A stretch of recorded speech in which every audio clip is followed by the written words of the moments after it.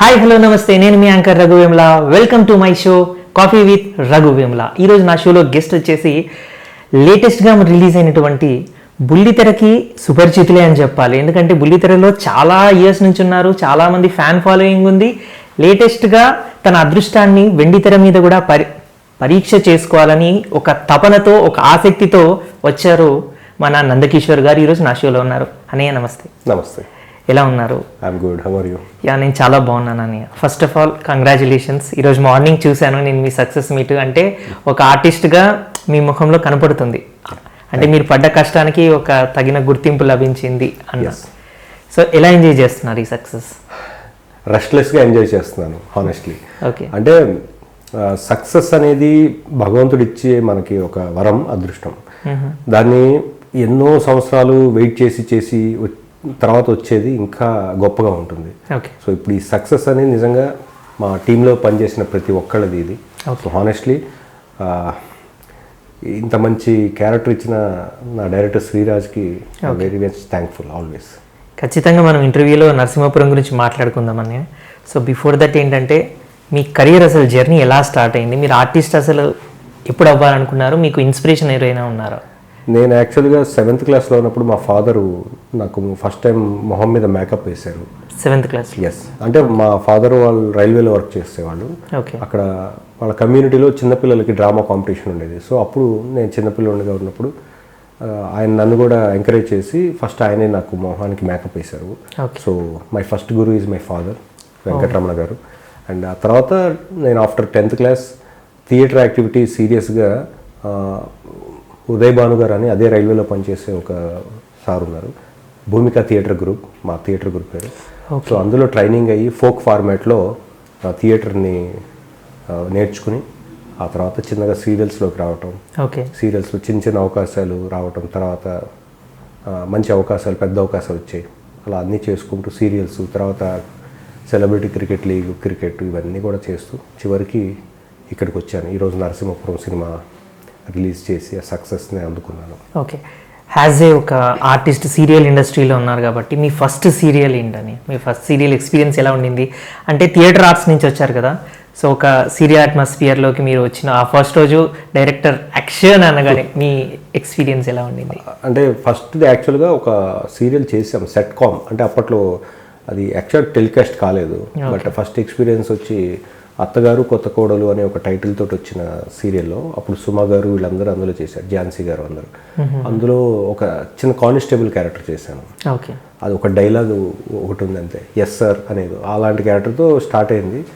So అది ఎక్కడ telecast కాలేదు, but that was my first experience. అంటే థియేటర్ నుంచి రావడం వల్ల షార్ట్ సింగిల్ టేక్లో చేసేసాం. అప్పుడు వాళ్ళు కూడా ఓకే, ఏదో పిలిచినా కూడా సింగిల్ టేక్లో చేశారని మెచ్చుకున్నారు. సో అట్లా స్టార్ట్ అయింది first. Okay. Me beginning career of the డేస్లో మీరు స్ట్రగుల్ అయిన సందర్భాలు ఏమైనా ఉన్నాయి? అంటే మామూలుగా ఇప్పుడంటే డిజిటల్ యుగం ఉండిందని, మీరు ఎంటర్ అయినప్పుడు ఏంటంటే ఇటువంటి సోషల్ ప్లాట్ఫామ్స్ కానీ ఇవన్నీ ఏవి లేవు. ఫోటోషూట్స్ పట్టుకోవాలి, స్టూడియోలో చుట్టూ తిరగాలి, కాళ్ళు అరిగేలాగా. సో అలాంటి సందర్భాలు ఏమైనా ఉన్నాయా?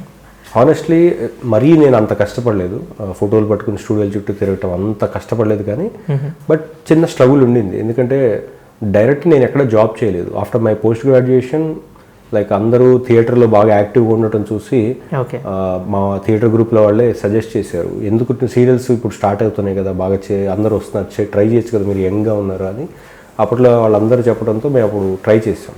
ఓకే. అప్పుడు తమ్మారెడ్డి భరద్వాజ గారు, ఆయనది స్వాతి అని, అప్పట్లో మా టీవీ స్టార్ట్ అయిన రోజులు అవి. ఓకే. అప్పట్లో మేము వెళ్ళి అప్రోచ్ అయ్యాం. అప్పుడు వాళ్ళు ఆడిషన్ లాగా పెట్టినప్పుడు చూసి చాలా యాక్టివ్గా మేము స్కిట్స్ లాగా చేసేవాళ్ళం. ఆ స్కిట్స్ చూసి ఆయన ఇంప్రెస్ అయ్యారు భరద్వాజ గారు. సో అలా భరద్వాజ్ గారు ఇనిషియల్ డేస్లో ఎంకరేజ్ చేశారు. సో అలా అక్కడి నుంచి ఇంకా 1 by 1 సీరియల్స్ రావటం, దూరదర్శన్లో కూడా ఒకటి 2 సీరియల్స్ చేసాం. ఓకే. ఆ తర్వాత చెన్నై వెళ్ళాము, రాడాన్ టీవీలో రాధిక గారు. ఎస్. అంటే అక్కడ తెలుగు సీరియల్స్ అక్కడ జరిగేవి అప్పట్లో. అక్కడ సూర్యవంశం అని ఒక తెలుగు సీరియల్ చేసాం, అది ఒక 2 years పాటు చేసాము. Gemini TV. Yes, Gemini TV. అప్పట్లోనే స్రవంతి సీరియల్ ఆపర్చునిటీ వచ్చింది. అసలు చీలాసో స్రవంతి అంటే మిమ్మల్ని మామూలుగా సిరివెన్నెల సీతారామ శాస్త్రి గారు, తేజ గారు, సో అలా ఫస్ట్ మూవీయే ఇంటి పేరుగా మారిపోతుంది. కానీ మీకు చీలాసో స్రవంతి అనేది చాలా గొప్ప పేరు తీసుకొచ్చింది. అసలు ఆ సీరియల్లో ఎలా వచ్చిందని ఆపర్చునిటీ? ఆ సీరియల్ అదే ఈ రాడాన్ టీవీ చేస్తున్నప్పుడు చెన్నైలో, అప్పుడు నన్ను ఇక్కడ మన స్టూడియో, మన చౌదరి గారు ఆయన ప్రొడ్యూసర్, డివై చౌదరి గారు. డివై చౌదరి. సో ఆయన అండ్ పులివాసు డైరెక్టర్. ఆయన ఇప్పుడు ఆడిషన్స్కి పిలిచారు అప్పుడు అట్లాగే. ఓకే. సో ఆడిషన్స్లో ఫస్ట్ అందులో విలన్ క్యారెక్టర్ చేయాలి నేను. సో నా లుక్ చూస్తేనే సాఫ్ట్గా ఉండింది. సో డైరెక్టర్ అప్పుడు లేదు ఇతను పర్ఫార్మెన్స్ బాగుంది, లుక్ కూడా సాఫ్ట్గా ఉంది కాబట్టి హీరోగా కరెక్ట్ అని అతను హీరోగా పెట్టారు. బట్ నాకు లోపల విలన్ చేయాలని ఉండింది. ఓకే. నాకు ఎప్పటికీ విలన్ క్యారెక్టర్ చేయటమే ఇష్టం. Okay. So I'm waiting for that villain character ఎప్పుడు వస్తుందా అని.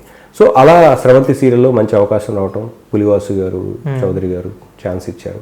సో ఇంకా ఆ తర్వాత వెనక్కి తిరిగి చూసుకోలేదు అస్సలు. అంటే ఒక 5 years పాటు జనం మెచ్చుకున్నారు, ఎక్కడికో తీసుకెళ్లారు, తర్వాత డ్రాగ్ అయింది సీరియల్, తిట్టుకున్నారు, అన్నీ జరిగినాయి అందులోనే.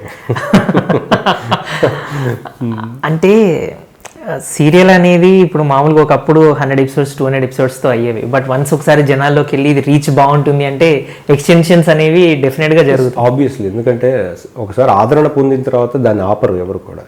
ఓకే. సో మ్యాక్సిమం వీలైనంత ముందుకు తీసుకెళ్తారు. కాకపోతే సీరియల్లో ఏంటంటే చిన్నగా అంటే డ్రాగ్ అనేది సహజం, ఎందుకంటే చెప్పిన డైలాగే చెప్పాల్సి వస్తుంది, ఇచ్చిన రియాక్షన్ ఇవ్వాల్సి వస్తుంది.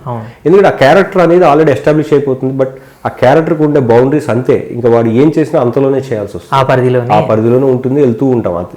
ఇంకా అక్కడే పట్టమైనా లేవటమైనా అక్కడే ఉంటుంది కాబట్టి ఇంక కొత్తగా చేసేది ఏముండదు యాక్చువల్గా. మామూలుగా ఒక నానుడి ఉందన్న, బుల్లితెర సీరియల్స్లో నటించే వాళ్ళు వెండితెరకు అసలు పనికిరారు, వాళ్ళు రాణించలేరు అన్న నానుడి పైన మీ స్పందన ఏంటి? ఆ పర్సెప్షన్స్ డిఫరెంట్గా ఉంటాయండి. అంటే ఇప్పుడు ఒక డైరెక్టర్ పాయింట్ ఆఫ్ వ్యూ లేకపోతే ప్రొడ్యూసర్స్ పాయింట్ ఆఫ్ వ్యూ ఆలోచిస్తే సినిమా వాళ్ళు, ఓకే, ఇప్పుడు సీరియల్ అంటే దాదాపు ఎన్నో రోజులుగా చూస్తుంటారు, అందరి ఇళ్లలోకి మనం వెళ్ళిపోయాం. అవునండి. సో ప్రతి ఒక్కళ్ళు మనల్ని ఒక క్యారెక్టర్ పేరుతో గుర్తుపడతారు. అలాంటి ఒక క్యారెక్టర్ని తీసుకెళ్లి ఒక సినిమాలో పెట్టాలంటే సాహసం అవుతుంది డైరెక్టర్కి, ప్రొడ్యూసర్స్కి, ఎందుకంటే వాళ్ళ మీద ఒక ఇంప్రెషన్ ఆల్రెడీ ఉంది, అప్పటి వరకు ఉన్న ఇమేజ్ ఒకలాగా ఉంటుంది. సో ఆల్రెడీ ఉన్న ఇమేజ్ని సినిమాలో పెట్టాలి అంటే వాళ్ళకి కొంచెం ఛాలెంజ్ అది. అన్లెస్ అండ్ అంటిల్ ఆ సీరియల్లో కనిపించేలాగా కాకుండా కొత్తగా మనం ఎలా చేసాం, మన ఆహార్యంలో కానీ, మన మేకప్లో, మన డ్రెస్సులో, మన వేషభాషలో కొత్తదనం తీసుకొస్తే తప్ప సినిమాకి మళ్ళీ మనం యాక్సెప్ట్ చేయరు. ఓకే. సో ఆ జాగ్రత్త తీసుకున్నప్పుడు డెఫినెట్గా అందరూ అవకాశం ఇస్తారు. సో చాలా మంది ఏం ఫీల్ అవుతారంటే నేను సీరియల్ వేస్తే సినిమాలను పిలవట్లేదని ఫీల్ అవుతారు, కానీ పిలవకపోవడానికి రీజన్ ఇది, ఎందుకంటే వాళ్ళకి ఆ ఫ్రెష్నెస్ ఉండదు వాళ్ళకి. ఓకే. బట్ అలా అని ఇప్పుడు అలా లేదు ఇండస్ట్రీ. ఓకే. సినిమా వాళ్ళందరూ సీరియల్ వాళ్ళకి కూడా అవకాశాలు ఇస్తున్నారు, ఎందుకంటే end of the day talent important. Okay. నిజంగా టాలెంట్ ఉండి మంచి నటించగలిగే సామర్థ్యత ఉంటే టీవీలో ఎంతో మంది చేస్తున్నారు ఇప్పుడు సినిమాలో, చాలా మంది, చాలా ఎగ్జాంపుల్స్ ఉన్నాయి. సో దేనికి ఇప్పుడు ఇది లేదు, సినిమా వాళ్ళు టీవీలో చేస్తున్నారు, టీవీ వాళ్ళు సినిమాలోకి వచ్చేస్తున్నారు. ఓకే. ఇప్పుడు మీరు యాజ్ ఏ ఒక టీవీ ఆర్టిస్ట్గా ఇప్పుడు మూవీ ఇండస్ట్రీలోకి వచ్చారు, మూవీ ఆల్రెడీ హీరోగా చేశారు. సో టీవీ ప్రొడక్షన్ ఈజీయా మీ దృష్టిలో, మూవీ ప్రొడక్షన్ ఈజీయా? దేని ఛాలెంజ్ దానికే ఉంటుంది. టెలివిజన్ అంటే ఇందాక చెప్పినట్టుగా ఒకటి సక్సెస్ అయితే దాన్ని 2 years 3 years అయినా కూడా చేస్తూనే ఉండాలి. సినిమా అనేది మనం ఏం చెప్పదలుచుకుంటున్నామో 2 hours చెప్పేస్తాం. ఓకే. సీరియల్కి అది పాసిబుల్ కాదు, ఎందుకంటే ఒక కథ, ఒక క్యారెక్టరేషన్ అనుకున్నప్పుడు అది టీఆర్పీ బాగుంటే ఇంకా అది 2 years అయినా వెళ్తూనే ఉంటుంది. సో దానికి కథకి అంతం ఉండదు. కానీ ఇక్కడ సినిమా వచ్చేసరికి ఒక టేక్ ఆఫ్, ఒక మిడిల్, ఒక ఎండ్ అనేది ఫిక్స్ అయిపోతాం. కానీ సీరియల్కి అవకాశం లేదు. ఓకే. సో దేనికి అదే టెలివిజన్ ఇండస్ట్రీ అనేది కూడా చాలా టఫెస్ట్ ఇండస్ట్రీ, ఎందుకంటే ప్రతి ½ an hour ఒక సినిమానే, అంటే ప్రతిరోజు వాడు గొప్పగా తీస్తేనే ఆడియన్స్ చూసి టీఆర్పీ ఇస్తాడు. సో అది ఒక పెద్ద ఛాలెంజ్ టెలివిజన్కి. At the same time cinema అనేసరికి ఇంకా పెద్ద ఛాలెంజ్, ఎందుకంటే 2 hours అయినా కూడా నువ్వు 2 hours ఎంటర్టైన్ చేసావా, సీట్లో నన్ను కూర్చోపెట్టావా అంటాడు, ఎందుకంటే వాళ్ళ టైం లేదు ఎవరికి. టీవీ అనుకోండి, ఇంట్లో ఉంటే నీకు నచ్చితే చూస్తావు, లేకపోతే ఛానల్ మారుస్తావు. సినిమా అలా కాదు, నువ్వు వచ్చి టికెట్ తీసుకుని కూర్చున్న తర్వాత నువ్వు ఆ 2 hours ఎక్కడైనా డిస్టర్బెన్స్ ఉన్నా, డ్రాగింగ్ ఉన్నా లేచి వెళ్ళిపోతావు అక్కడి నుంచి. బట్ ఇప్పుడు ఓటీటీ ప్లాట్ఫామ్స్ వచ్చినాయి, ఓటీటీ కూడా మంచిదే, కానీ థియేటర్కి ఓటీటీ డిఫరెన్స్ ఏంటంటే థియేటర్లో మనం డబ్బులు పెట్టి వచ్చి ఆ 2 hours మ్యాక్సిమం చూస్తాం, అంటే నచ్చితే హ్యాపీగా చూస్తాం, నచ్చకపోయినా ఎందుకు ఇంత చండాలం ఉందని లాస్ట్ వరకు చూస్తారు. సో ఓటీటీ ఏంటంటే సినిమా మనం వేసుకుంటే మనం లీజర్ టైంలో ఇలా కూర్చోకుండా పడుకుని చూడొచ్చు, లేకపోతే ఇలా పడుకుని చూడొచ్చు. సో ఓటీటీ ఎట్లా అయిపోయిందంటే రిలాక్స్, మన ఇష్టం, అది ఒక 5 నిమిషాలు చూసి పాజ్ చేసి పని చూసుకుని మళ్ళీ వచ్చి చూడొచ్చు. కానీ థియేటర్ అలా పాసిబిలిటీ లేదు, ఒక ఫ్లో వెళ్ళిపోతుంది. ఆ 2 hours ఏదో ఒక డెసిషన్ మనం చెప్పేయాలి. ఓకే. ఇప్పుడు మీరు స్టార్టింగ్లో ఇనీషియల్ డేస్లో మీరు ఎంటర్ అయిన సీరియల్స్కి ఉన్న ప్రొడక్షన్ వాల్యూస్ కానీ ఇప్పుడు మీరు చూస్తున్నటువంటి ప్రొడక్షన్ వాల్యూస్లో చేంజ్ ఏమైనా గమనించారా? ఎందుకంటే ఇప్పుడు మనం బాలీవుడ్తో పోటీ పడుతున్నామని చెప్పొచ్చా? యాజ్ ఒక ఆర్టిస్ట్గా మీరు ఏమంటారు? ఇప్పుడున్న టెక్నికల్ వాల్యూస్ కానివ్వండి, లేకపోతే ఇప్పుడున్న ఇన్ఫ్రాస్ట్రక్చర్ కానివ్వండి, డెఫినెట్గా డెవలప్ అయింది. బట్ ఒక అన్ఫార్చునేట్ థింగ్ ఏంటంటే మనం తెలుగు ఇండస్ట్రీలో మ్యాక్సిమం ఎలా అయిపోయిందంటే కాంపిటీషన్ హెవీగా ఉంది అండ్ నెంబర్ ఆఫ్ ఛానల్స్ ఉన్నాయి. సో ఈ ఛానల్లో ఆ స్లాట్లో వచ్చే సీరియల్కి ఆపోజిట్ సీరియల్ టీఆర్పీ ఎలా ఉందని కంపేర్ చేస్తారు. దీనివల్ల ఏమవుతుందంటే వాళ్ళు చేసే దానికన్నా బాగా చేయాలని ఇది ఉంటుంది. కాంపిటీషన్ మంచిది, హెల్తీ కాంపిటీషన్. కానీ ఏంటంటే ఇప్పుడు బడ్జెట్స్ మనకి పెంచట్లేదు. అంటే మన స్టాండర్డ్స్ పెరుగుతున్నాయి కానీ బడ్జెట్స్ పెంచట్లేదు ప్రొడ్యూసర్స్కి, ఛానల్ వాళ్ళు. సో ఛానల్ వాళ్ళు బడ్జెట్స్ పెంచితే టెక్నికల్ వాల్యూస్ పెరుగుతాయి, ఇంకా మంచిగా ఉంటుంది. మీరు అన్నట్టు బాలీవుడ్తో పాటు కూడా మనం పోటీ పడచ్చు. కానీ అన్ఫార్చునేట్లీ అంత బడ్జెట్స్ పెంచట్లేదు channels because of number of channels. Competition ఎక్కువ అయిపోయింది. సో నెంబర్ ఆఫ్ ఛానల్స్ ఉన్నప్పుడు ఏమవుతుందంటే ఆ కాంపిటీషన్లో ఏదైనా టీఆర్పీ, ఎవరికి ఎక్కువ టీఆర్పీ ఉంటే వాళ్ళనే చూస్తారు జనం. సో ఆ కాంపిటీషన్లో పడిపోయి క్వాలిటీ విషయంలో అప్పుడప్పుడు కాంప్రమైజ్ అవుతున్నారు అనిపిస్తుంది ప్రెసెంట్ ఇక్కడ. ఓకే, ఇప్పుడు మీరు బడ్జెట్స్ అన్నారు కాబట్టి నేను ఈ క్వశ్చన్ అడుగుతున్నాను. సో మీరు స్టార్టింగ్ డేస్లో బడ్జెట్స్ ఎలా ఉండేవి, ఇప్పుడు పర్ ఎపిసోడ్ బడ్జెట్స్ ఎలా ఉన్నాయి? అప్పటికన్నా ఇప్పుడు ఇంప్రూవ్మెంట్ ఉంది. కానీ ఇప్పుడు ఫర్ ఎగ్జాంపుల్ ఇప్పుడున్న ఇంప్రూవ్మెంట్ సరిపోదు. ఆ స్టేజ్కి అది కరెక్ట్ బడ్జెట్సే అప్పుడున్న పరిస్థితులకి 15 years బ్యాక్. బట్ ఇప్పుడు 15 years అయిపోతే అన్ని పెరుగుతున్నాయి ధరలు పెరుగుతున్నప్పుడు బడ్జెట్స్ కూడా పెరగాలి. కానీ చెప్పినట్టుగా బికాస్ ఆఫ్ కాంపిటీషన్ బడ్జెట్స్ పెంచట్లేదు. దానివల్ల ఏంటంటే క్వాలిటీ పెరగట్లేదు. మీరు ఎప్పుడైతే బడ్జెట్ పెంచుతారో క్వాలిటీ పెరుగుతుంది ఆటోమేటిక్గా. ఓకే, ఇప్పుడు మీరు ఇప్పుడున్న బడ్జెట్స్లో ఆర్టిస్ట్ రెమ్యునరేషన్ కలపకుండా ఓన్లీ ప్రొడక్షన్ కాస్ట్ ఎంత అవుతుంది, ఆర్టిస్ట్తో కలుపుకొని ఎంత అవుతుంది పర్ డే షూట్కి? ఒక ఎపిసోడ్ సీరియల్ షూట్ చేయాలి ఎందుకు మీరు ప్రొడ్యూసర్ అవుదాం అనుకుంటున్నారా? అంటే క్యూరియస్ ఏంటంటే ప్రతి ఒక్కరు ప్రేక్షకులు కూడా జస్ట్ కొంచెం తెలుసుకోవాలని ఉంటుంది కదా అని ఈ క్వశ్చన్ వేసాను. అంటే దట్ డిపెండ్స్ ఆన్ ఆర్టిస్ట్ ఎవరు సెలెక్ట్ చేసి పెట్టుకున్నారు అనేది. ఇప్పుడు ఆల్రెడీ ఎస్టాబ్లిష్ యాక్టర్స్ ఉన్నప్పుడు వాళ్ళకి ఎక్కువ రెమ్యునరేషన్ ఉంటుంది. ఫర్ ఎగ్జాంపుల్ చెప్తాను, ఇప్పుడు ఒక ₹1,00,000 పర్ ఎపిసోడ్ ఇస్తున్నారు అనుకోండి, అందులో సగం ఆర్టిస్టుల రెమ్యునరేషన్కి వెళ్ళిపోతుంది. ఎప్పుడు మంచి పెద్ద పెద్ద ఆర్టిస్టులు పెట్టుకుంటే. లేదు అప్కమింగ్ ఆర్టిస్టులు పెట్టుకుంటే 25% వెళ్ళిపోతుంది. ఏదైనా ఒక one of the important factor artist remuneration. So ఇది వేరీ అవుతూ ఉంటుంది డిపెండింగ్ ఆన్ ఆర్టిస్టులు ఎక్స్పీరియన్స్ బట్టి. అండ్ కమింగ్ టు నరసింహాపురం, అసలు ఈ సినిమా థాట్ ఎలా వచ్చింది? ఈ సబ్జెక్ట్ మీ దగ్గరికి ఎవరు అప్రోచ్ అయ్యారు ఫస్ట్? అంటే ఇప్పుడు మామూలుగా డైరెక్టర్కి ఒక థాట్ ఉంటుంది, ఈ హీరో అయితేనే నేను హీరోని దృష్టిలో పెట్టుకొని నేను కథ రాస్తాను అని. సో మిమ్మల్ని దృష్టిలో పెట్టుకొని కథ రాయడం జరిగిందా, లేదు మొత్తం అంతా కంప్లీట్ అయ్యాక డైరెక్టర్ మిమ్మల్ని అప్రోచ్ అయ్యారు? ఎవరు అప్రోచ్ అయ్యారు, ఇలా వచ్చింది? ఈ కథ యాక్చువల్గా తన ఆల్రెడీ శ్రీరాజ్ బల్లా గారి కథ ఒకటి రాసుకుని పెట్టుకున్నాడు, లైన్ రాసుకుని. దాని బిఫోర్ అతను ఒక 3-4 సినిమాలు చేశాడు. అనగనగా అని, ఎఫ్ఐఆర్ అని, అవంతిక అని సినిమాలు చేశాడు. ఈ 3 సినిమాలకు అతనే డైరెక్టర్, అతనే హీరో. అంటే ప్రతి ఫంక్షన్కి నేను వెళ్ళేవాడిని. వెళ్ళినప్పుడు ప్రతిసారి చెప్పేవాడిని, రాజా నువ్వే హీరో నువ్వే డైరెక్టర్ అయితే కొంచెం ప్రెషర్ ఉంటుంది కదా, ఎవరికైనా హీరో అవకాశం ఇచ్చి నువ్వు డైరెక్షన్ చేయొచ్చు కదా, అప్పుడు కాన్సన్ట్రేషన్ ఉంటుందని చెప్పాను. నేను చేసే పరిధిలో నాకంటూ కొన్ని లిమిటేషన్స్ ఉంటాయి. అండ్ క్యారెక్టరైజేషన్ నేను స్పెషల్గా డిజైన్ చేసుకుంటాను. ఇప్పుడు నరసింహపురంలో గుండు చేయించుకున్నాను. సో ఇలా నేను క్రియేట్ చేసుకుంటాను. దానికి ఎవరు నాకు టైం స్పెండ్ చేస్తారు, పైగా నేను ఇచ్చే బడ్జెట్లో ఎవరు వస్తారు అని అన్నాడు. నువ్వు ఎప్పుడైనా అడిగి చూసావా అన్నాడు. ఇప్పుడు నేను చెప్పాను కదా మరి నువ్వు చేస్తావా అన్నాడు. 100% చేస్తాను, నువ్వు అడిగైతే ఎందుకు చేయను అన్నా. సో అలా అన్న క్షణంలో తను అన్నాడు, ఓకే నా దగ్గర నరసింహపురం ఒక కాన్సెప్ట్ ఉంది, దానికి నువ్వైతే యాప్ట్గా ఉంటావు, మరి నువ్వు కథ వింటావా చేస్తావా అన్నాడు. నువ్వు వినిపించు చేస్తా అన్నాడు. వింటే నేను డెఫినెట్గా చాలా చాలా హ్యాపీ ఫీల్ అయ్యా.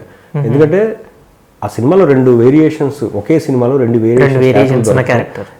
అంటే నిజానికి తమిళ కన్నడ సినిమాల్లో ఉంటాయి ఇలాంటివి క్యారెక్టరేషన్, మన తెలుగులో చాలా అరుదుగా, చాలా తక్కువ. సో అలాంటి ఒక అవకాశం వచ్చినప్పుడు, ఒక నటుడుగా నేను చాలా కసితో ఉన్నప్పుడు, ఆకలితో ఉండే పులికి ఏదో దొరికినట్టుగా నాకు దొరికితే ఎలా ఉంటుందో అలా దొరికేసరికి నేను ఇంకా I was excited and side చేద్దాం ఇది అన్నా. కానీ చేద్దాం అన్న క్షణం నుంచి మాకు ఎన్నో స్ట్రగుల్స్ మేము ఫేస్ చేసాం, ఎన్నో అవరోధాలు, అడ్డంకులు. ఎందుకంటే స్టార్ట్ చేసాం, కొంచెం జర్నీ ముందుకెళ్ళిన తర్వాత ఫస్ట్ కరోనా వచ్చింది, తర్వాత మళ్ళీ బ్రేక్, ఒక 6-7 నెలలు ప్రపంచమే ఆగిపోయింది. మళ్ళీ కొంచెం చిన్నగా మొదలు పెట్టేసరికి మొదలు పెట్టాను రా బాబు హ్యాపీ అనుకునే సెకండ్ వేవ్ వచ్చింది. సెకండ్ వేవ్ మళ్ళీ బ్రేక్. ఆ తర్వాత మళ్ళీ పోస్ట్ ప్రొడక్షన్కి ఒక 4-5 నెలలు పట్టింది. రిలీజ్కి కొంచెం లేట్ అయిపోయింది. ఓకే, ఇది ఇట్లా మొదలైంది మాది. సో నరసింహపురం అనే కాన్సెప్ట్ డైరెక్టర్ గారు మీకు ఆల్రెడీ సుపరిచితులు కాబట్టి ప్రీవియస్లీ అలా మీకు వచ్చిందనమాట. ఇప్పుడు మీరు ఈ సినిమాకి వన్ ఆఫ్ ద ప్రొడ్యూసర్గా ఉన్నారు. మామూలుగా ఈ కరోనా ఎఫెక్ట్లో ప్రతి ఒక్క కళాకారుడికి పని లేక చాలా కష్టాలు పడ్డారు.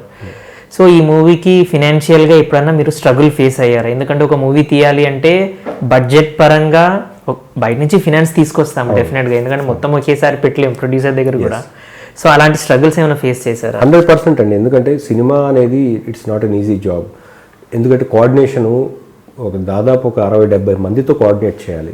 ఓకే, అందరికీ ఫాలోఅప్ చేయాలి, అందరినీ జాగ్రత్తగా రిసీవ్ చేసుకోవాలి, అందరితోటి హ్యాండిల్ చేయడం అనేది ఈజీ జాబ్ కాదు. అండ్ సినిమా ఫైనాన్షియల్గా చాలా స్ట్రగుల్స్ ఫేస్ చేశాం. ఎందుకంటే నేను నా ఫ్రెండ్స్ చాలామంది నాకు సపోర్ట్ చేశారు ఫైనాన్షియల్గా.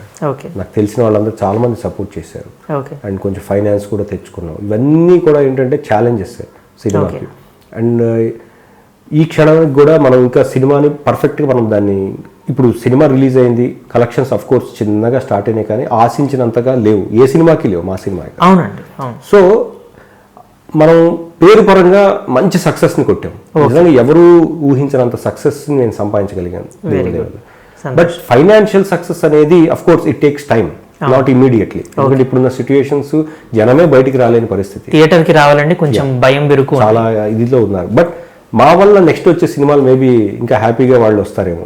మీరు పులబాట వేసిన వాళ్ళు అవుతారు కదా, అంటే మీకు కొంచెం ముల్లబాటలో మీరు నడిచినా కూడా నెక్స్ట్ రిలీజ్ కాబోయే ఆ పై వీకెండ్ రిలీజ్ కాబోయే సినిమాలు. బట్ ఏ సినిమా వచ్చినా కూడా అందులో విషయం ఉన్నప్పుడే ప్రేక్షకులు ఆదరిస్తారు.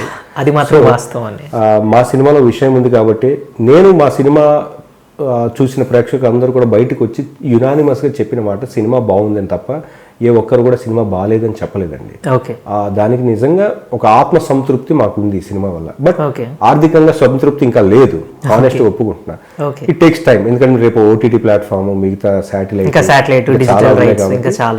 So it takes time. ఇంకా ఇమీడియట్ గా అవ్వదు కాబట్టి, ఇంకా సినిమా నడుస్తుంది కాబట్టి ఒక 1 month లో అన్ని సెట్ అయ్యి ఫైనాన్షియల్ కూడా మేము ఫ్రీ అవుతాం. Okay, as a serial artist నుంచి మీరు ఒక సోలో హీరోగా ఒక మంచి సబ్జెక్ట్ ఓరియంటెడ్ ఉన్న సినిమాలో డబల్ షేడ్ ఉన్న క్యారెక్టర్ని మీరు చేశారు కదా, ఎప్పుడైనా ఊహించారా?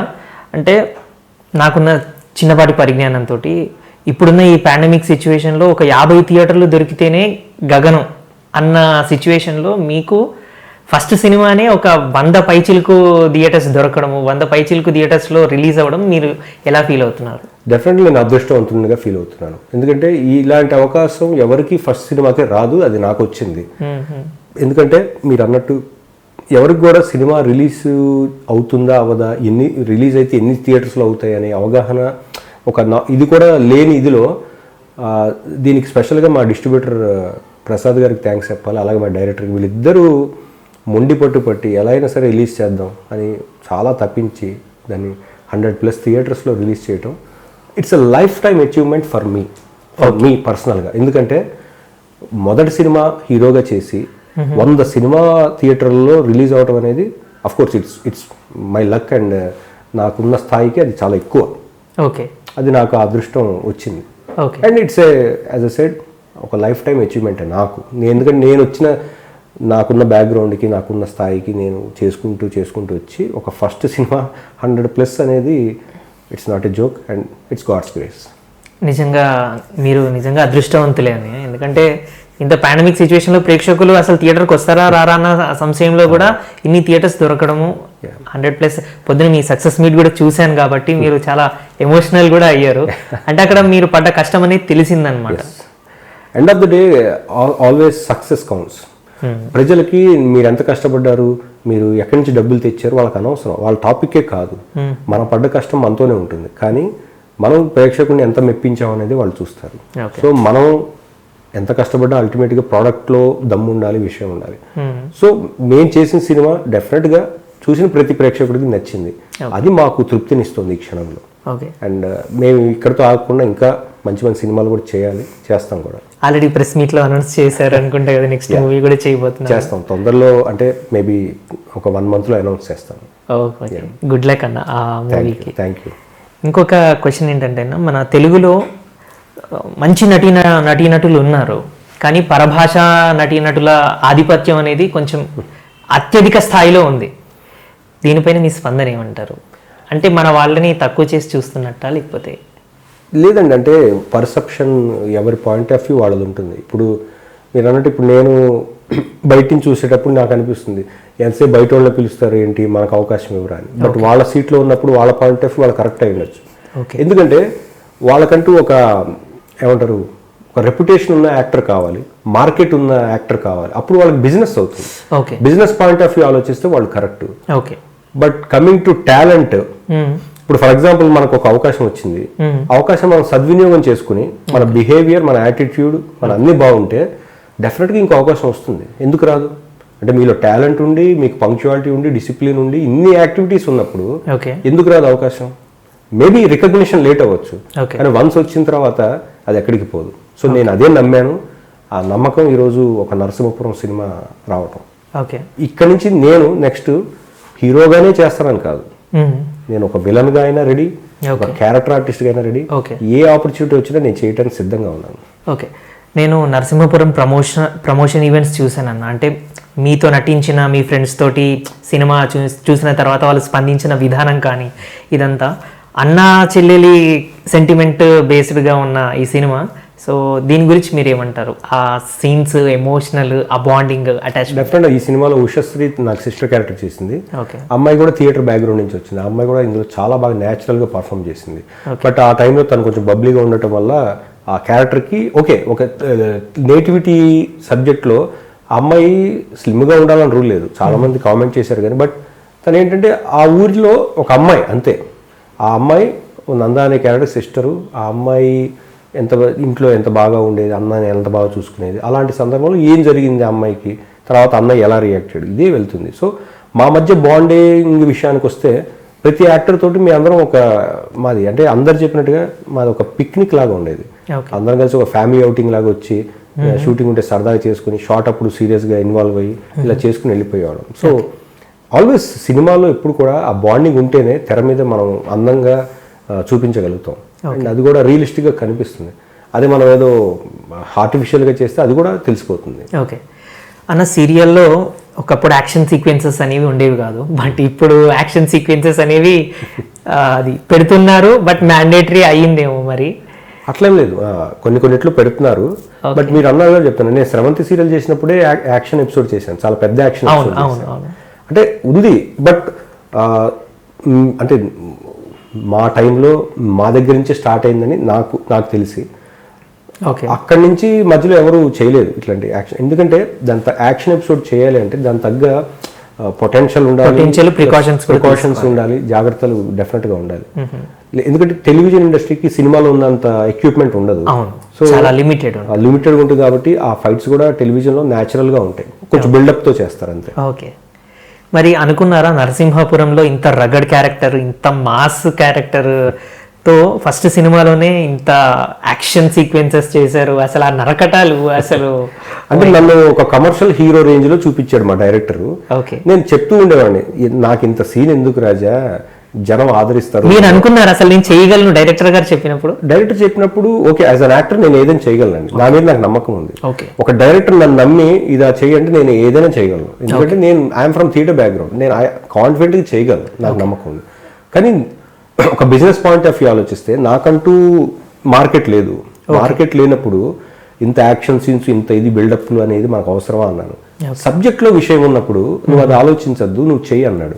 సో తనని నమ్మి చేయటం వల్ల నిజంగానే అంటే ఇప్పుడు ఎవరు కూడా ఈ సినిమా చూస్తే ఇతనికి ఇంత బిల్డప్ అవసరం అనరు. అంటే సబ్జెక్ట్లో ఆ ఇన్వాల్వ్మెంట్ వెళ్ళినప్పుడు ఒక సిస్టర్కి ఏదో అన్యాయం జరిగినప్పుడు అన్నగా నేనున్నా, మీరున్నా, ఎవరన్నా ఎలా రియాక్టరో అలాగే. బట్ ఆ సిచ్యువేషన్ డిమాండ్స్ కాబట్టి అది జస్టిఫికేషన్. అది దానికి నిజంగానే ఒక పెద్ద హీరో ఉండాల్సిన అవసరం కూడా లేదు. సో అది రియలిస్టిక్గా ఉంటుంది కాబట్టి అందరూ ఆదరించారు. సో లక్కీగా నాకు అది ఒక మాస్ ఆడియన్స్కి రీచ్ అయ్యేలాగా ఎలివేషన్ వచ్చింది. చూసాం కదా, అసలు ట్రైలర్ చూసినప్పుడే అనుకున్నాను, మై గాడ్ నందకిషోర్ నేనా ఇంత అసలు ఇలా చేస్తున్నారు, చాలా బాగా చేశారని really. And me co producer, మీతో పాటు మీ కో ప్రొడ్యూసర్ యొక్క సహాయ సహకారాలు ఈ మూవీకి ఎలా ఉన్నాయి? ఎందుకంటే ప్రొడక్షన్ అనేది సింగిల్గా చేస్తే ఒకలాగా ఉంటుంది, భాగస్వామ్యంతో చేస్తే ఒకలాగా ఉంటుంది. వాళ్ళ సపోర్ట్ ఎలా ఉండింది? ఈ సినిమా ఫస్ట్ ప్రొడ్యూసర్స్ మా director cum producer Sriraj Balla and అలాగే ఫణిరాజ్ గౌడ్, తను గెడ్చర్ల నుంచి వచ్చాడు. అంటే తను ఎప్పుడో చాలా లాంగ్ బ్యాక్ ఏదో సినిమాల్లో ఏదో ప్రూవ్ చేసుకోవాలని తపనతోటి పాపం కష్టపడుతూ వచ్చాడు. అప్పుడు శ్రీరాజ్ బల్లాతో పరిచయమే, వాళ్ళు ఇదివరకు 2-3 సినిమాలు చేశారు, వాళ్ళ జర్నీ అలా స్టార్ట్ అయింది. సో వీళ్ళిద్దరిని గమనిస్తూ ఉన్నాను అండ్ నేను జాయిన్ అయ్యాను ఈ సినిమాలో వన్ ఆఫ్ ద ప్రొడ్యూసర్గా. సో అక్కడి నుంచి కూడా తనని గమనిస్తూ వచ్చాను. తనకి చాలా పెద్ద ప్యాషన్ సినిమా మీద, తనకి చాలా పెద్ద ప్యాషన్. అంటే ఏదో చెయ్యాలి, ప్రూవ్ చేసుకోవాలని తప్ప. అండ్ తను ఫ్లై క్యామ్ ఆపరేట్ చేసేవాడు. ఈ సినిమాలో ఉన్న ఫ్లై క్యామ్ షాట్స్ అన్ని కూడా దాదాపు అతనే ఆపరేట్ చేశాడు. సో అతనికి మంచి టాలెంట్ ఉంది, ఏదో ప్రూవ్ చేసుకోవాలని తప్పనుంది. అండ్ ఈ సినిమా కోసం అతను చాలా ఎఫర్ట్ పెట్టాడు. అంటే ఇప్పుడు కొన్ని సందర్భాల్లో మేము ఆ జడ్చర్ల చుట్టుపక్కల ఉన్న ఊళ్ళల్లో జాతరలో షూటింగ్ చేసాం. సో ఆ జాతరల దగ్గరికి వెళ్ళి పర్మిషన్ తీసుకోవడం కానివ్వండి, అందరినీ ఒప్పించడం కానీ మొత్తం అతనే చేశాడు. అంటే ఎవరి కష్టం వాళ్ళు పడినప్పుడే ప్రోడక్ట్ అద్భుతంగా చాలా బాగుంటుంది. సో ఇతను ఫణిరాజ్ విషయానికి వస్తే ఇతను నిజంగానే ఒక మంచి తపన ఉన్న వ్యక్తి. అండ్ ఏదో సాధించి ఊరికి వెళ్ళాలనే తపనతో ఈరోజు ఒక ప్రొడ్యూసర్ అయ్యి ఊర్లో మొత్తం గొప్ప పేరు తెచ్చుకున్నాడు. ఒక మంచి ప్రొడ్యూసర్, ఒక మంచి సినిమా తీసాడురా మన జడ్చర్ల వాడు అని అందరితో అనిపించుకున్నాడు. సో రియల్గా అతను పడ్డ శ్రమకి ఇది ఒక మంచి గుర్తింపు. ఇంకా మంచి మంచి అవకాశాలు అతనికి భవిష్యత్తులో వస్తాయి కూడా. నేను కూడా మా ఛానల్ తరఫున మనస్ఫూర్తిగా కోరుకుంటున్నాను, ఆయన మంచి మంచి సినిమాలు తీయాలి, మీలాంటి ఆర్టిస్ట్లను ఎంకరేజ్ చేయాలని మనస్ఫూర్తిగా కోరుకుంటున్నాను. And last but not the least, Narasimhapuram చూశాక ఇండస్ట్రీలో ఉన్న మీ ఫ్రెండ్స్ కానీ మీ కొలీగ్స్ కానీ వచ్చినటువంటి మీకు బెస్ట్ కాంప్లిమెంట్స్ ఏంటి చూశాక? అంటే ఇప్పటిదాకా చాలా మంది చూశారు, అంటే ఇంకా పెద్ద పెద్ద వాళ్ళు సినిమా ఇండస్ట్రీ చూడాలి. బట్ చూసినంత వరకు కూడా ఒకటే చెప్పారు, యాక్టర్గా నువ్వు నిజంగా ఇన్వాల్వ్ అయ్యి నీవు చాలా శ్రమ పడ్డావు, ఆ కష్టం తెలుస్తోంది, నిజంగా నీకు ఈ సినిమా తర్వాత చాలా మంచి ఆపర్చునిటీస్ వస్తాయని అందరూ వాళ్ళు హోల్ హార్టెడ్ ఇదితో బ్లెస్ చేశారు. అండ్ నిజంగా ఆ ఫీలింగ్ నేను ఎప్పటికీ మర్చిపోలేదు. అంటే ఆ యాక్టర్కి చప్పట్లు కొడితే కడుపు నిండిపోతుంది. అవునండి, ఎంత కష్టం ఉన్నా కూడా. సో అలా అందరూ చూసి చప్పట్లు కొడితే నిజంగా అంతకుమించిన తృప్తి మనకి ఆ యాక్టర్కి ఇంకోటి ఉండదు. సో అలా ఇప్పటిదాకా చూసిన ప్రతి ఒక్కళ్ళు అదే ప్రశంసలు ఇవ్వటం నిజంగా ఐఎమ్ బ్లెస్డ్ అనిపించింది. సో ఈ శ్రమ ఇక్కడితో ఆగకుండా ఇంకా ఎంతో సాధించాల్సింది ఉంది. ఇంకా చాలా మంచి అవకాశాలు వచ్చి ఇంకా మంచి ఇవి ప్రూవ్ చేసుకోవాల్సిన టైం స్టార్ట్ అయింది. సో ఇది ఒక రెస్పాన్సిబిలిటీగానే నేను ఫీల్ అవుతున్నాను. ఇది ఒక బాధ్యత. ఎందుకంటే ఒక సినిమా చేసేసాం, ఏదో గొప్పగా చేసేసాం అని ఫీల్ అయ్యామంటే మనం ఆ క్షణంలో ఓడిపోయినట్టే. బట్ ఇది ఒక రెస్పాన్సిబిలిటీగా, ఒక బాధ్యతగా తీసుకుంటే ఇంకా మంచిగా చేయాలి, ఇంకా మంచి క్యారెక్టర్స్ని చూస్ చేసుకోవాలని అలా శ్రమ పడాలి ఇప్పటి నుంచి. Okay, and thank you so much అన్న. అడగగానే మీరు చూశాను ఈరోజు మార్నింగ్ నుంచి సక్సెస్ మీట్ నుంచి మీరు అలా అలా అలా తిరుగుతూ ఉన్నా కూడా టైం ఇచ్చారు. So first of all thank you so much. Welcome. And ఇలానే మీ నరసింహపురం సక్సెస్ అయింది కాబట్టి ఈ సక్సెస్ జర్నీ మీరు ఇలానే కొనసాగుతూ మీరు మరిన్ని సినిమాలు తీయాలి, మీరు విలన్గా, క్యారెక్టర్ ఆర్టిస్ట్గా మంచి పేరు తెచ్చుకోవాలని మనస్ఫూర్తిగా కోరుకుంటూ thank you so much. Thank you so much. And అందరికి కూడా ఆడియన్స్కి దయచేసి సినిమాని థియేటర్కి వెళ్ళి చూడండి. థియేటర్ ఎక్స్పీరియన్స్ ఎప్పుడూ వండర్ఫుల్గా ఉంటుంది. అండ్ మా సినిమాయే కాదు, అన్ని సినిమాలు బాగుండాలి, అందరూ బాగుండాలి. సినిమా ఇండస్ట్రీ బాగుంటేనే యాక్టర్లు కానీ టెక్నీషియన్స్ కానీ అందరూ బాగుంటారు. So watch movies in theatres. Of course ఓటీటీలో వచ్చిన తర్వాత మీ ఇంట్లో చూడండి, బట్ థియేటర్కి వచ్చి చూస్తే అందరినీ ఎంకరేజ్ చేసిన వాళ్ళు అవుతారు. So encourage films in theatres. Thank you. సినిమాను ప్రేమించండి, థియేటర్లో మాత్రమే చూడండి. ఓటీటీలో రిలీజ్ అయ్యాక ఎలాగో ఓటీటీలో చూస్తారు కాబట్టి ఇది నందకిషోర్ గారితో special chit chat. This is Raghu signing of.